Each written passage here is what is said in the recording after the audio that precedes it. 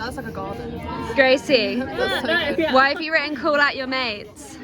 I have written call out your mates because if you let your friends do something that's unacceptable and you're completely complicit in it, it's then your fault as well. Sprinkle arranging. Cake has associations around, birthdays, weddings, celebrations, and just people coming together as a community. I wanted to manipulate the associations that we have around cake to start a bigger conversation.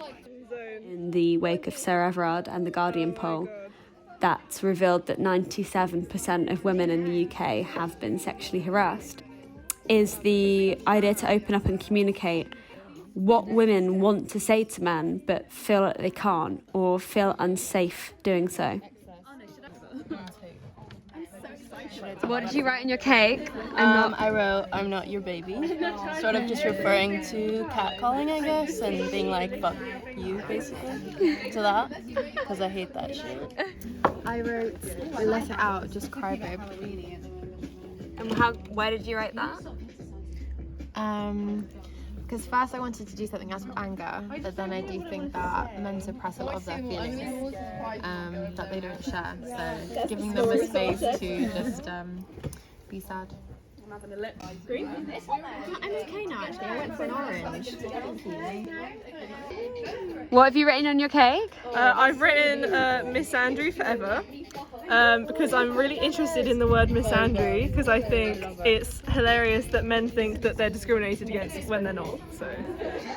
The idea of the cake quilt itself came from Amish women and how they quilt together as a community. I wanted the quilt to bring together all the individual messages that the women from the workshop have iced on the cakes. So there's an opportunity to form a strong collective voice, which embodies a variety of different thoughts and feelings.